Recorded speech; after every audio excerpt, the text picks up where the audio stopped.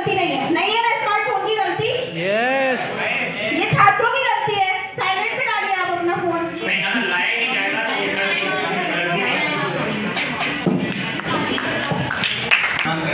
कोई प्रदर्शन है कि भारत विश्व गुरु बनने के पद पर अग्रसर है।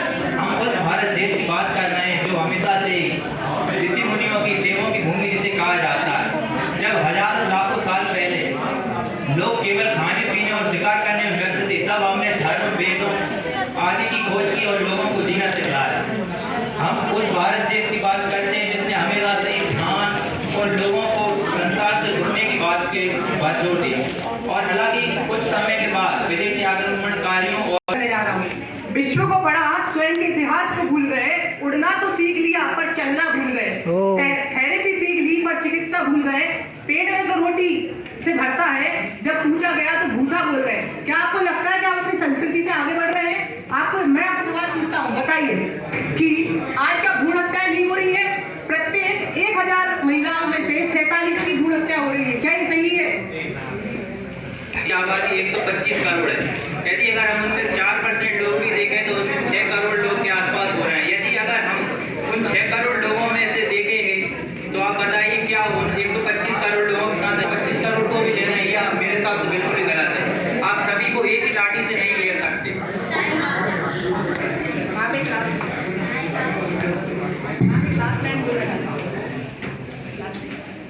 चिरागों को हवाओं में उछाला जा रहा है, चिरागों को हवाओं में उछाला जा रहा है, यूं ही हवाओं पर रोक डाला जा रहा है।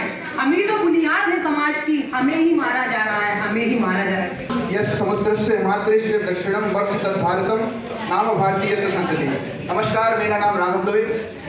विशाल हिमालय से लेके भारतीय महासागर तक जो भूमि है उसमें जो लोग रहते हैं वो भारतीय हैं, और जो भूमि है उसको भारत नाम से कहते हैं। तो मेरा जो शीर्षक है वो है भारत विश्व गुरु बनने के पद पर अग्रसर है। ऐसी मैं यहाँ पर बहुत से लोगों ने बता दिया कि प्राचीनतम इतिहास भारत का क्या था। मैं वर्तमान स्थिति को 5 मिनट मोड पर समझाऊंगा क्योंकि मेरे पास 1 मिनट है। इकोनॉमिक ट्रेडिशन का 2030 तक लक्ष्य है। 3 ट्रिलियन इकोनॉमी हम अभी दूसरे देश कहते हैं कि हमारे पास इंफ्रास्ट्रक्चर नहीं है, हमारे पास IT प्लेटफॉर्म नहीं है। पूरे भारत को वैक्सीन दी है, 2 बिलियन वैक्सीन डोज बनाए हैं, 5 बिलियन वैक्सीन डोज बना के दूसरे देशों को सप्लाई किया है, मदद किया है। हेल्थ इंफ्रास्ट्रक्चर पूरे देश का पूरे विश्व में देखें तो एक ऊंचाइयों पर उठ रहा है। IT हब के रूप में भारत अग्रसर हो रहा है, और सभ्यता से देखें तो सबसे आगे भारत है। सुप्रभात आदरणीय शिक्षकगण एवं मेरे प्रिय सहपाठियों। मैं नीरज सिंह ब्रांच ICB से हूँ। मुझे टॉपिक दिया गया है क्या भारत विश्व गुरु बनने की पहल कर चुका है। मैं इसको कुछ पंक्तियों के साथ शुरू करना चाहूँगा कि अशिक्षित को शिक्षा दो, अज्ञानी को ज्ञान। शिक्षा से ही बन सकता है भारत देश। मैं आपको एक डेटा से अवगत कराना चाहूँगा कि हमारे भारत का साक्षरता दर मात्र 74% है। आज हमारा देश का साक्षरता दर 74% है। आपको क्या लगता है मात्र इतने से साक्षरता दर से क्या हमारा देश सच में विकास के पथ पर है? मैं आपको बता दूं कि विकास ऐसे बहुसंख्यक राज्य में मात्र है 63% है। और इसका परिणाम क्या हो रहा है कि बेरोजगारी बहुत ज़्यादा बढ़ रही है। हमारे देश बेरोजगारी के मामले में 85वें नंबर पे है। कितने देशों में? 170 देशों। और मैं आपको बता दूं कि इसके साथ साथ ही अनुसंधान और विकास जैसे महत्वपूर्ण जो विषय है उसका GDP में योगदान कुल 2 से 3% है। विपक्ष में मैं बोलूंगा। देखिए, इसमें कोई संदेह नहीं है कि भारत पहले विश्व गुरु था। मैं वाकई में मानता हूँ भारत एक विश्व गुरु था, किंतु आज इस पर एक प्रश्न चिन्ह लग चुका है। ये प्रश्न चिन्ह ये कि हम आगे भी बन पाएंगे, क्योंकि जिस तरह के आज हम हालात देख रहे हैं ये देख के ऐसा नहीं लगता कि अपन बन पाएंगे। क्योंकि हम दुनिया को क्या बताना चाहते हैं, हमारी सनातन संस्कृति सबसे बढ़िया, बेहतरीन, बहुत सभ्य, बहुत भव्य है। लेकिन हम सनातन संस्कृति, हमारे आदर्श कौन है? सनातन संस्कृति में मर्यादा पुरुषोत्तम भगवान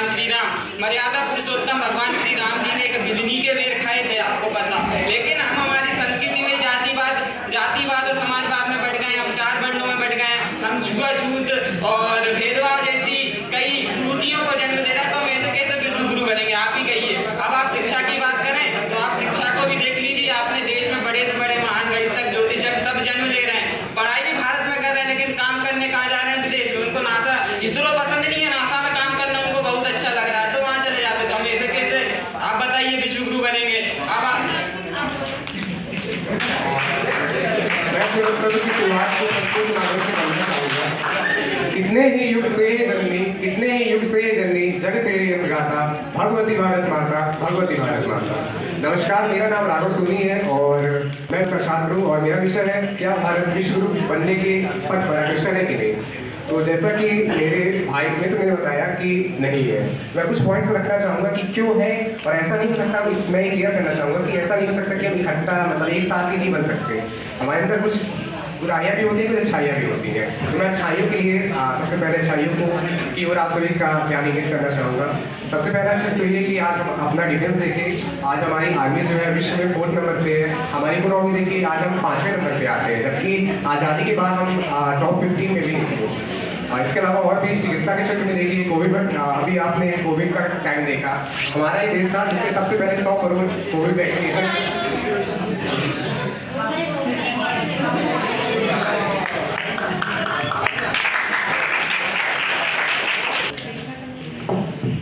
नमस्कार आदरणीय शिक्षकगण, मेरा नाम है देशना जी और आज मैं विषय क्या भारत विश्व गुरु बनने के पथ पर अग्रसर है इसके पक्ष में बोलने वाली हूँ। विश्व गुरु कौन सा देश होता है, किस देश को कहते हैं हम विश्व गुरु। विश्व गुरु वह देश होता है जो पूरे विश्व में एक प्रतिबिंब की तरह झलकता हो, उसको देखकर सभी अपनी नीति निर्माण करते हो और उनको देख के अपनी वैश्विक आर्थिक नमूना का निर्माण करते हो और उन्हीं को देखकर हमारे पूरे विश्व के सभी देश उसके तरह बनना चाहते हो, अपनी नीतियों को प्रभावित करते हैं। हमारे भारत देश में अगर हम देखें तो पहले रशिया, जापान, USA ये सभी अकेले आते थे विश्व गुरु के अंदर, पर पिछले कुछ वर्षों से एशिया के 2 और देश चाइना और भारत भी विश्व गुरु की दौड़ में आगे बढ़ रहे हैं। अगर हम आगे अभी देखते हैं, जब से हमारे भारत को आज़ादी मिली है तब हमारी आर्थिक स्थिति बहुत कमज़ोर थी, पर 2008 से हमारे भारत ने इतनी प्रगति की है कि अभी वो प्रगति के राह पर ही है। जब से भारत आज़ाद हुआ है, जब से आगे बढ़ा है, कभी पीछे मुड़ के देखा ही नहीं है और हर क्षेत्र में प्रगति ही करते जा रहा है। आप सभी को मेरा नमस्कार। मैं अनुज देशपांडे आज सभी के समक्ष क्या भारत विश्व गुरु बनने की ओर अग्रसर है इसके विपक्ष में अपने विचार कुछ रखना चाहता हूँ। देशना ने जैसे कहा कि देश आज़ादी के बाद से बहुत प्रगति कर रहा है, इकोनॉमिकली बहुत प्रगति किया है, आर्थिक क्षेत्र में बहुत प्रगति किया है, किसानों के लिए बहुत कुछ हो रहा है। पर मैं आपको बताना चाहता हूँ कि इस देश की 1% संपत्ति, माफ करिए 1% लोगों के पास 40% संपत्ति है इस देश में। और वर्ल्ड इकोनॉमिक फोरम के हिसाब से जेंडर इनइक्वालिटी इंडेक्स में, लिंग अनुपात में भारत 146 देशों में से 135वें नंबर पर आता है। यहाँ तक कि हंगर इंडेक्स में भी 107वें नंबर पर आता है 120 देशों में।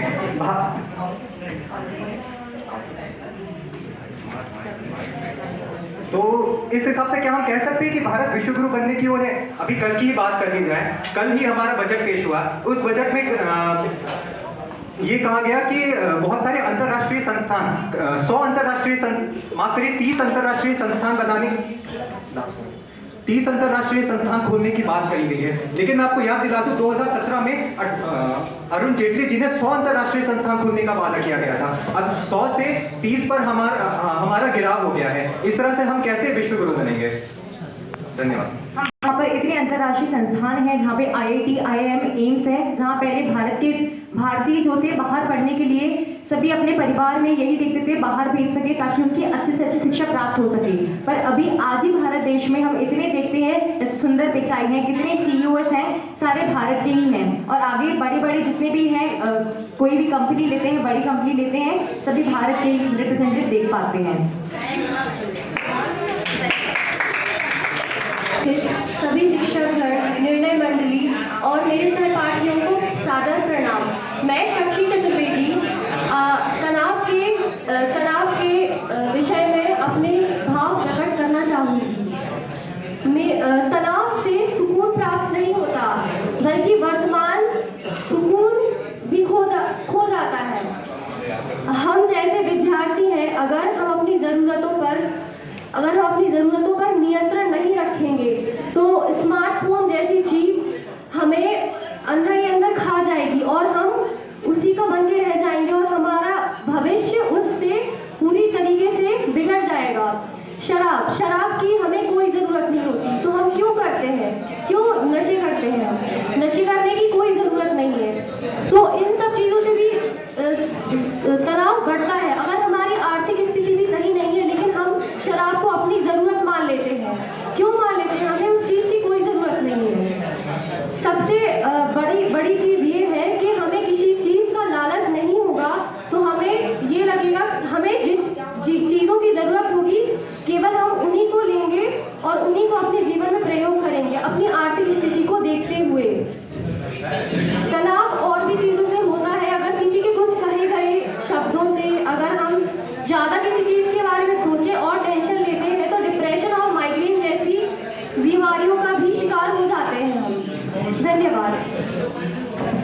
मिश्रा CSE प्रथम वर्ष का छात्र हूँ।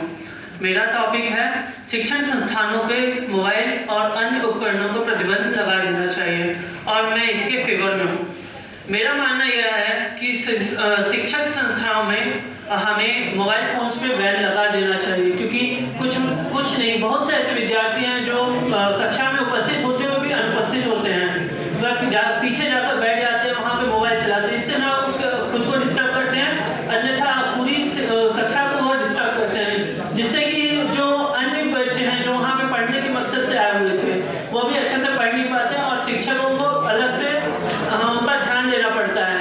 और जैसा कि मोबाइल फ़ोन के पक्ष में अभी कुछ लोग थे, उन्होंने कहा कि हमारे जो कॉलेज हैं वहाँ पे क्विज होता है, तो मैं उनको इस बात से अवगत करवाना चाहता हूँ, क्विज केवल 1 या 2 दिन होता है, बाकी 364 दिन नहीं होता। 364 दिन बर्बाद करके आप एक दिन मोबाइल का उपयोग बता रहे हैं, यह बिल्कुल गलत है। यह तो वही बात हो गई कि एक व्यक्ति के प्राण बचाने के चक्कर में आपने 400 व्यक्तियों का बलिदान कर दिया, ऐसा बिल्कुल गलत है।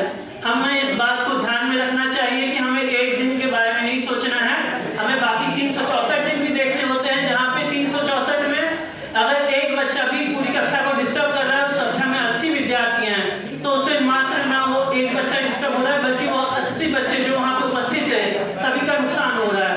और इस बात से मैं पूरी पूर्णता सहमत हूँ कि मोबाइल का उपयोग क्यूज के लिए किया जाता है, किंतु वह केवल एक दिन होता है और उस दिन एक दिन में हम उन्हें अलाउ कर सकते हैं, बाकी 364 दिन उस पर बैन रहना चाहिए और एक दिन से कोई खास अंतर नहीं पड़ता है।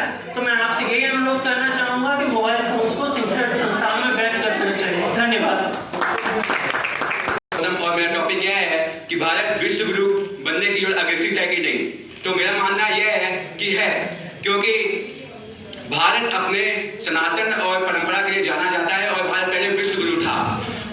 बीच में मुगल और ब्रिटिश के आ जाने से हमारे इस टाइटल पे बहुत ज़्यादा प्रभाव पड़ा, लेकिन वर्तमान समय में देखें तो भारत हर एक क्षेत्र में काफ़ी अच्छा काम कर रहा है। डिफेंस सेक्टर में अगर हम देखें तो डिफेंस सेक्टर में भारत ने बहुत अच्छा काम किया है। ब्रह्मोस जैसी मिसाइल को भारत ने फिलिप्स को मतलब दिया है और भारत ने महामारी में कोरोना जैसी वैश्विक महामारी में भारत ने वैक्सीन का निर्माण किया और भारत के 140 करोड़ लोगों को वैक्सीन फ्री में लगाई और उसके बाद भी 200-150 को भारत ने वैक्सीन देने का काम किया। और भारत के काफ़ी ज़्यादा भारत मूल के प्रधानमंत्री हमने अभी देखा यूके में भारतीय मूल के प्रधानमंत्री जो कि ऋषि सुनक जी हैं। उसके बाद विदेश के विभिन्न मल्टीनेशनल कंपनी में भारत के CEO हैं जो कि अभी काम कर रहे हैं। गूगल के CEO हैं सुंदर पिचाई जी और सत्तर मंडेला CEO। और भारत मुझे लगता है ऐसे ही चलता रहेगा, जल्द से जल्द विश्व गुरु बनेगा। धन्यवाद। कि हम वक्त की नजाकत को नज़रअंदाज कर नहीं सकते और हम भविष्य है विश्व का, तकनीकी से पिछड़ नहीं सकते। इन्हीं चंद पंक्तियों के साथ मैं अपने वक्तव्य को शुरू करता हूँ। मैं मोबाइल के बैन ना होने के पक्ष में हूँ। मैं आपको बताना चाहता हूँ कि इस समय हम बात करते हैं डिजिटल इंडिया की। हमारे माननीय प्रधानमंत्री जी द्वारा ये इस कार्य का शुभारंभ किया गया था। वो बताते हैं कि डिजिटल इंडिया किस तरीके से हमारे देश में एक रिफॉर्म लाएगा। आप देख सकते हैं कि इस समय जब लिंक्डइन की हम बात करते हैं, जहां पर लगभग 7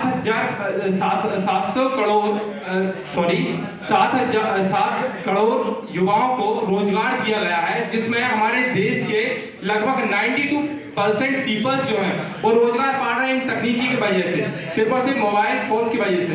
अब जो नई नई तकनीकें आ रही हैं, जैसे कि चैट जीपीटी की हम बात करते हैं, जो कि आर्टिफिशियल इंटेलिजेंस के ऊपर बेस्ड है, तो अगर हम इन तकनीकों को यदि बैन कर देंगे, यदि हम संस्थाओं में लाना अलाउड नहीं करेंगे कि लैपटॉप को और कंप्यूटर्स को, तो हम किस प्रकार से आगे बढ़ सकते हैं। आने वाला समय तकनीक का है, स्मार्टफोन्स का है, और अगर हमें इन बाकी चीज़ों का यदि यूज़ करना है तो हमें मोबाइल को बैन नहीं करना चाहिए। ना पढ़ने के ढूंढ रहे बहाने, बच्चे हो गए मोबाइल के दीवाने। नमस्कार प्रतिपक्ष, मेरा विपक्ष ये कहता है कि मोबाइल को अलाउ कर देना चाहिए। मैं ये बताना चाहता हूँ कि मोबाइल फोन अगर रहेंगे तो बच्चे मोबाइल फोन लेकर चैट और बाकी चीज़ें करेंगे। बच्चे लेते तो हैं मोबाइल फ़ोन, पर अपना 80% से ज़्यादा समय मोबाइल फ़ोन में चैट करने में और बाकी अलग अलग चीज़ों में बिता पढ़ाते हैं जो उनके स्वास्थ्य के लिए और उनके करियर के लिए बहुत ज़्यादा हानिकारक है। तो मैं ये बताना चाहता हूँ कि मोबाइल फ़ोन पे पूरी तरह प्रतिबंध लगा देना चाहिए। अगर मोबाइल फ़ोन अलाउ करते हैं तो टीचर जो शिक्षक है वो पढ़ाता है, पर पढ़ाते पढ़ाते जो विद्यार्थी हैं वो पीछे बैठकर फ़ोन चला रहे होते हैं, जिससे वो न पढ़ पाते हैं नहीं समझ पाते हैं। इनको कहना चाहूंगा कि एक समस्या को निकालने के लिए क्या किसी एक वृक्ष से कांटे निकालने के चक्कर में पूरे वृक्ष को ही काट दिया जाए, ऐसा नहीं होना चाहिए। मोबाइल फोन यदि बैन हो जाते हैं तो मोबाइल फोन के बहुत अब हर एक सिक्कों के दो पहलू होते हैं, एक कुछ डिसएडवांटेज होते हैं, कुछ एडवांटेज होते हैं। यदि हम इस बात को अपने दिमाग में रखें कि आने वाले समय में जो मोबाइल फोन का यूज है वो बहुत ही थैंक यू गौरव विरुद्ध है और मैं आज क्या भारत विश्वगुरु बनने के पथ पर अग्रसर है इस विषय के पक्ष में अपने विचार प्रस्तुत कर रहा हूँ। मैं धनंजय दुबे क्या भारत विश्वगुरु बनने के पथ पर अग्रसर है इसके विपक्ष पर अपने विचार प्रकट करने जा रहा हूँ। धनंजय दुबे। अध्यक्ष महोदय, इस सदन की राय में मैं यह कहना चाहता हूं कि भारत विश्वगुरु बनने के पथ पर निश्चित ही अग्रसर है। हम अगर अपने प्राचीन इतिहास से लेकर वर्तमान परिप्रेक्ष्य तक सभी घटनाओं को यदि उठा के देखते हैं तो भारत निश्चित रूप से विश्वगुरु के पथ पर अग्रसर है। अगर हम अपने योग को देख लें तो जब 21 जून 2015 को हमने अपने योग की उपयोगिता को संयुक्त राष्ट्र संघ की सभा में रखा तो इस पर 173 देशों ने समर्थन किया और 21 जून को अंतर्राष्ट्रीय योग दिवस मनाने का निर्णय लिया। ये सिद्ध करता है कि भारत ही एक ऐसा देश है जिसकी किए हुए कार्यों पर सभी राष्ट्र एक मत हो रहे हैं। मैं अपने साथी से पूछना चाहूंगा, योग गुरु तो हम बन गए हैं पर यहाँ उपस्थित सभा में कितने व्यक्ति हैं जो योग करते हैं? मैं पूछना चाहूंगा यहाँ पर उपस्थित कोई 5 लोग बता दें कि क्या 10 योगासन बता सकता है कोई? योग गुरु का दर्जा पा जाना पर्याप्त नहीं है, हमें योग करना होगा तभी हम योग गुरु कहलाएंगे। ऐसे ही हम स्वांग रचाते रहेंगे और विश्व गुरु बन जाएंगे। और विश्व गुरु कुछ नहीं बन रहा है, हम सिर्फ स्वांग रच रहे हैं अपने दिमाग को, हम सिर्फ एक झूठी परिभाषा दे रहे हैं विश्व गुरु बनने की। हमारे पास ना तो एक भारत श्रेष्ठ भारत, आज केवल और केवल एक पंक्ति बनकर रह गई है। हमसे कोई मिलता है कहीं भी तो हम पहले पूछते हैं भाई तुम कौन हो? तुम दक्षिण भारतीय हो, उत्तर भारतीय हो, तुम बिहारी हो, तुम उत्तर प्रदेश के हो, तुम कहां से हो? यहाँ तक सीमित नहीं है। फिर पूछेंगे तुम हिंदू हो, मुसलमान हो, सिख हो, ईसाई हो, अभी भी नहीं। फिर पूछेंगे तुम ब्राह्मण हो, क्षत्रिय हो, वैश्य हो, अभी भी नहीं। फिर तुम कहां से हो? इतना सब कुछ, इतनी ज्यादा जाति पात बांटने के बाद, इतने टुकड़ों में खुद को बांटने के बाद हम कह रहे हैं विश्व गुरु बनेंगे। अरे भैया कैसे? एक शब्द कह दो हम भारतीय हैं और योग का भैया नाम बता दो, 10 योगासन बताओ बस। मेरे विपक्षी लगता है शायद ये भूल रहे हैं कि भारत अनेकताओं में एकता का देश है। हम निश्चित ही हमारे पंथ, धर्म, राज्य अलग अलग हो सकते हैं पर हम जब राष्ट्र की बात आती है तो एक अस्मिता पर आकर खड़े हो जाते हैं। हमारी भारतीय संस्कृति देख लीजिए, हमारे कोरोना महामारी के हमने देख लीजिए, एक समय था जब भारत छोटी छोटी चीजों के लिए भी दूसरे देशों पर निर्भर था, पर हमने कोरोना जैसी सदी की सबसे बड़ी महामारी में भी अपने लिए वैक्सीन बनाई, अपने लिए बनाई, 140 करोड़ लोगों तक पहुंचाई और इसके बाद भी हमने अन्य देशों को ये वैक्सीन निर्यात की। और जो हमारी भारतीय संस्कृति सिखाती है वसुधैव कुटुंबकम, इसको चरितार्थ करने का काम यदि किसी ने किया है तो ये भारत है। और यदि मेरे विपक्षी मित्र कह रहे हैं कि भारत विश्वगुरु बनने के पथ पर, कहता हूं कि भारत नहीं तो कोई और कौन सा राष्ट्र है जो विश्वगुरु बन सकता है? तीसरे विश्व युद्ध की ओर अग्रसर कर रहे हैं। मेरे साथ वैक्सीन बनाई गई पर हम अनेकता में एकता रखते हैं। अब अनेकता में एकता सिर्फ किताबी बातें रह गई हैं, यहाँ पे तो मुझे कहीं नहीं दिख रहा है। ये है अनेकता में जैसे कैसे ऑक्सीजन की कालाबाजारी हो रही है, लोग हॉस्पिटल में बेडों के लिए मारे जा रहे थे, लेकिन हमारे वही अनेकता में एकता वाला देश है जो अपना बेड स्वास्थ्य होने के बाद, स्वस्थ हो जाने के बाद अपने रिश्तेदार के लिए बचा के रख रहा था, किसी मरीज को नहीं देख रहा था। ये है अनेकता में एकता। रेमडेसिविर की कालाबाजारी, न जाने कितने लोगों ने जान गंवाई है। ये है विश्व गुरु बनने का पथ। हमारे पास ना तो शिक्षण संस्थान, ना तो शिक्षण संस्थान है। शिक्षण संस्थानों में कितने सरकारी कॉलेज हैं, सरकारी विद्यालय हैं जहाँ गुरु नहीं है। कक्षाओं में है नहीं गुरु। भारत बनेगा विश्व गुरु। जय हिंद, जय भारत। द्वितीय वर्ष का छात्र हूँ। आज मैं भारत को विश्व गुरु बनने के लिए भारत अग्रसर है या नहीं, इस विषय में बोलना चाहूंगा। इस विषय में मैं फेवर में कहना चाहूंगा। विश्व गुरु आखिर क्या होता है? एक विश्व गुरु जो सभी देशों को साथ में लेके चल सके, जिसके आगे सभी देश जुड़ सके, वो होता है विश्व गुरु। चाहे आप रूस यूक्रेन युद्ध की बात कर लीजिए, रूस यूक्रेन युद्ध में भारतीय छात्रों को लाने का काम किया गया। सबसे ज्यादा छात्र हम लेकर आए वहां से। भारत का झंडा दिखाकर चलने पर दोनों देशों के